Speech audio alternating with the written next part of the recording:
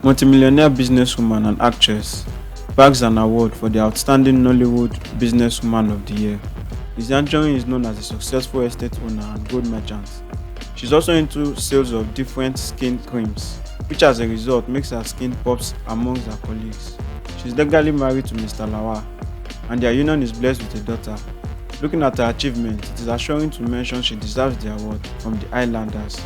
She sells acres of land in her estate at the heart of Lekki, and also a successful trader in expensive wares and gold jewelries, mostly made and crafted by her.